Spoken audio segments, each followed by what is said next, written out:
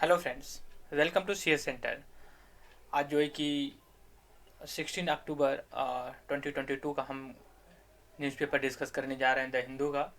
यहाँ पे हम देख लेते हैं सबसे पहले कि हमारे कौन कौन से आर्टिकल्स हमारे एग्जाम से के पॉइंट ऑफ व्यू से इम्पोर्टेंट हैं। देखिए, हमने कुछ आर्टिकल्स यहाँ पे हाईलाइट कर रखा है। उसमें से 4 से 5 जो आर्टिकल बहुत इंपॉर्टेंट है। यस्टरडे हम लोगों ने डिस्कस किया था कि एक प्रोफेसर थे डीयू के, जो कि उनको डिस्चार्ज किया गया था, मतलब ऊपा के केस में। लेकिन सुप्रीम कोर्ट ने उस जो हाई कोर्ट ने डिसीजन दिया था उसको सस्पेंड कर दिया, मतलब कुछ समय के लिए रोक दिया। अब उस पर फिर से जांच इन्वेस्टिगेशन करेगी। नेक्स्ट हम आर्टिकल यहाँ पे देखिए, गवर्नमेंट रिजेक्ट हंगर इंडेक्स। हम आगे डिस्कस करेंगे इसके बारे में डीप में, नीचे दिया हुआ है। नेक्स्ट आर्टिकल हमारा है जो उसको हम देखते हैं कौन हमारे लिए इम्पोर्टेंट है। देखिए, आर्टिकल्स बहुत से होते हैं जो हमारे लिए इम्पोर्टेंट होते हैं, वही हम डिस्कस यहाँ पे करते हैं। अगर यहाँ पे बीजेपी, ये राहुल गांधी कह रहे हैं कि BJP government in Karnataka is anti SC ST, तो ये हमारे लिए इम्पोर्टेंट नहीं है कि हम इसको डिस्कस करें। और money, time, what's ever you can, all of these are waste. So हमारे लिए ये इम्पोर्टेंट नहीं है। तो आगे हम देखते हैं। हमारा ये आर्टिकल यहाँ पे काफ़ी इम्पोर्टेंट है एग्जाम्स के पॉइंट ऑफ व्यू से। देखिए, एक एलिफेंट, उसकी डेथ हो जाती है। यहाँ पे आप एलिफेंट का पिक्चर देख रहे हैं, असम में।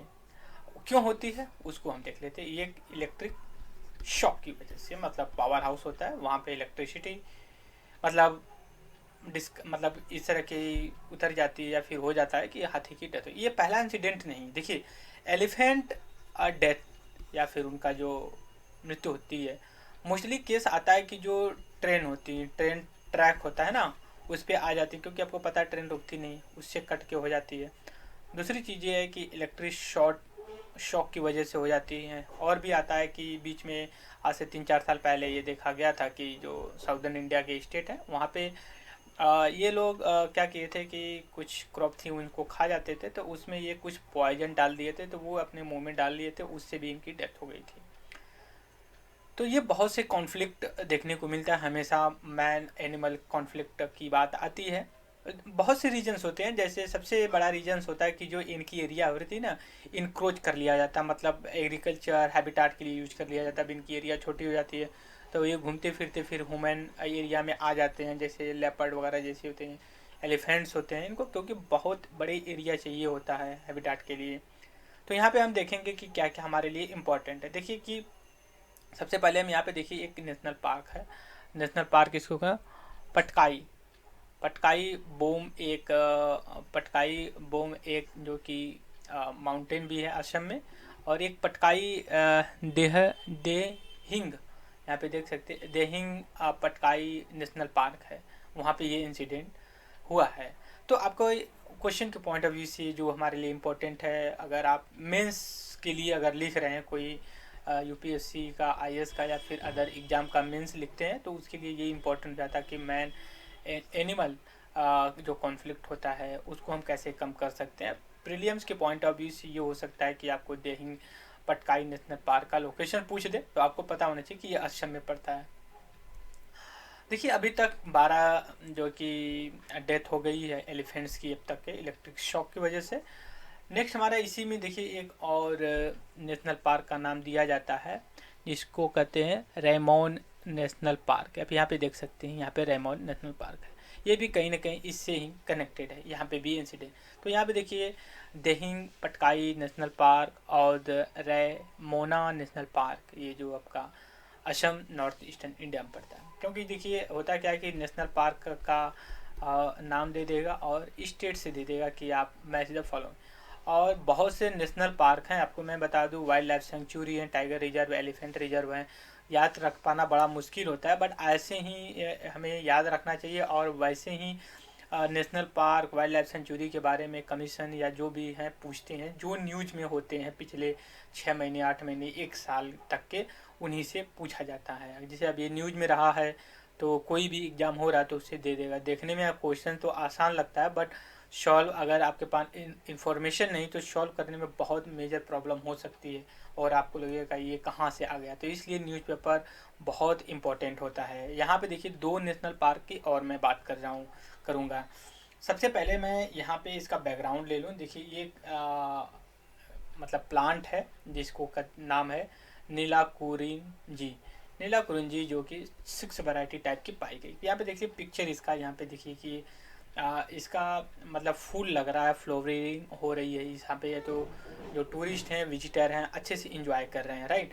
तो ये इंजॉय कर रहे हैं और तो हमारे लिए इम्पोर्टेंट ये है कि हम देख लें कि हमारे एग्ज़ाम्स के पॉइंट ऑफ व्यू से क्या इम्पोर्टेंट है। सबसे पहले देखिए नीलाकुरिंजी जो आइडेंटिफाई किया गया है, तो ये रीजन कौन सा है?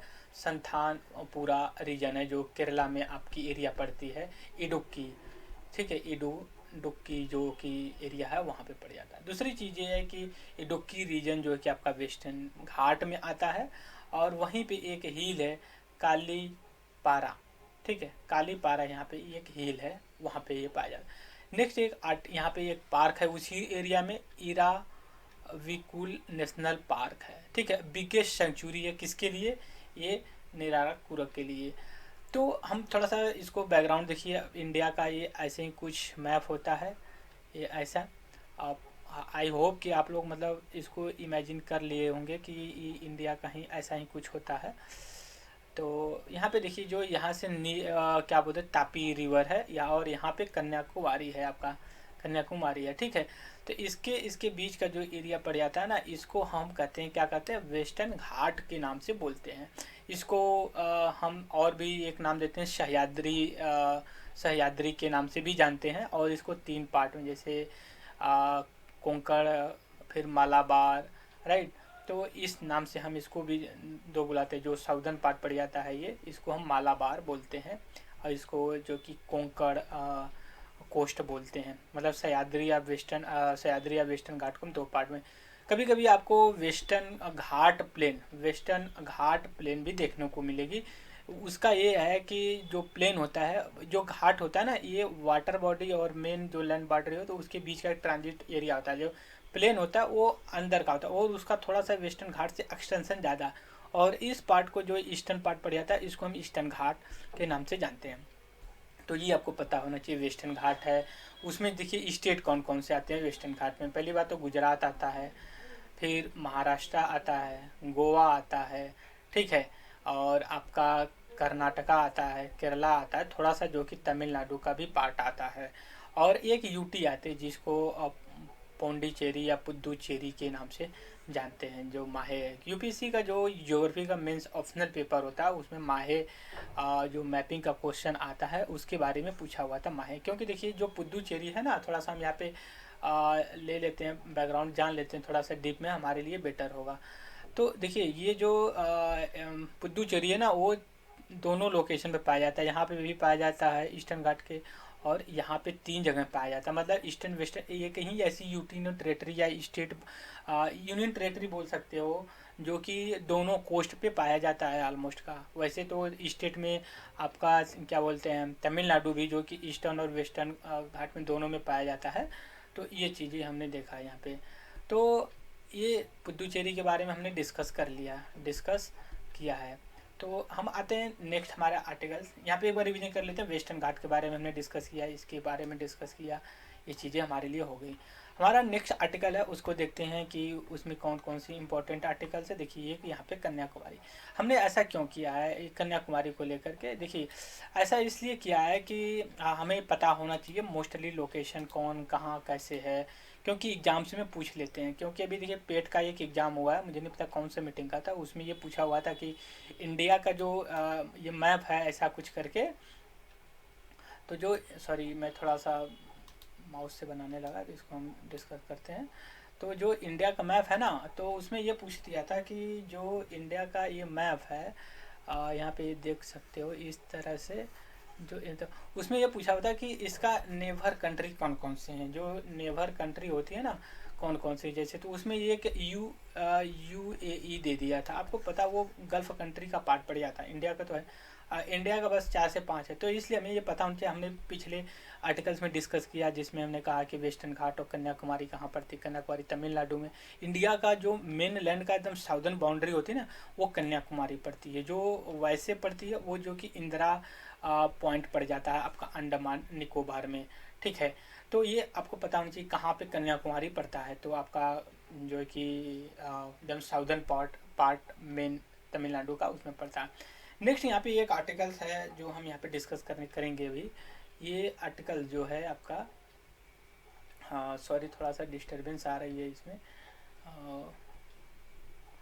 Sorry sorry sorry sorry sorry, हाँ सही हो गया। अभी देखिए rule of law. Rule of law का मतलब क्या होता है ये समझ लेते हैं हम यहाँ पे कि रूल ऑफ लॉ क्या होता है। जैसे ये रूल बन गया ना, ये रूल बन गया जब, तो इसी की अकॉर्डिंग ही जो कि आप काम कर सकते हो। ऐसा नहीं कि रूल बना रखे हो आप, मैन जो चाह रहा है उसके हिसाब से आप काम करिए, ऐसा नहीं कर सकते आप। आपके लिए जो रूल है वही से, मतलब हमेशा कहते हैं कि रूल्स के हिसाब से काम करना चाहिए, ना कि मैन के हिसाब से काम करना चाहिए। जो लॉ बना है, रूल ऑफ लॉ, जो लॉ का रूल है उसी के हिसाब से आप वो जो है कि वर्क करिए। और ये हमारे कॉन्स्टिट्यूशन में अच्छे से मेंशन किया गया है, उसी प्रोसीजर पे इस्टेब्लिश बाई लॉ, ना नहीं कि हम किसी मैन के थ्रू। जो कि देखिए ये काफ़ी इंटरेस्टिंग ये खो खो गेम है। इसको वुमेन ट्रेडिशनली खेलती हैं।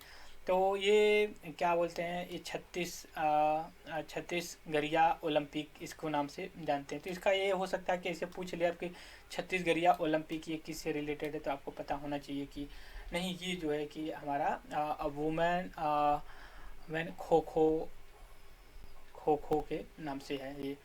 तो नेक्स्ट हमारा आर्टिकल आते हैं, देखते हैं क्या। देखिए यूएस और इंडिया के बीच में ट्रेड पॉलिसी का जो ये चल रहा है फोरम, तो इसमें बहुत सी चीज़ें निकल के अभी होने वाला है, नवंबर 8 को होगा। तो अभी हम देखते हैं क्या होगा क्या नहीं होगा आगे चल करके। तो हम आगे इसे डिस्कस कर रहे हैं। और एक ये गाम्बिया में जो हमारा डिस्कस किए थे हम लोग, डिस्कस किया जो डेथ हुई से वो इंफॉर्मेशन डाटा है, राइट। तो ये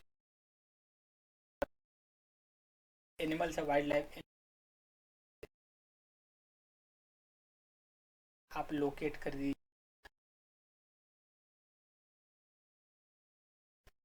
इंडिया चीता डिमांड कर रहे हैं कि आप रिलोकेट करिए। देखते हैं आगे क्या। यहाँ पे देखिए ये वीडियो बनाएंगे ग्लोबल, इसको इंडिया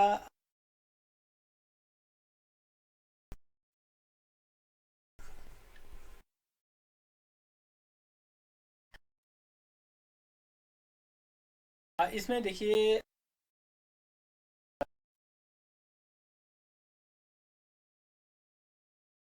पाया जाता है 10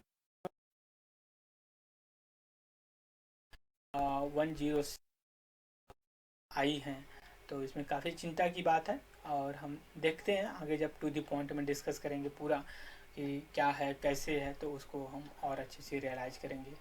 वाशिंगटन डीसी में देखिए WTO और IMF का जो है कि मीटिंग चल रही है। वहाँ पे फाइनेंस मिनिस्टर सीतारमण है, वहाँ पे गई हुई हैं। और इंडिया के कुछ आर्गूमेंट कंसर्न्स जो है कि वहाँ पे वो करें। हमने डिस्कस किया है कि वर्ल्ड बैंक, IMF, WTO कैसी है, क्या करती है।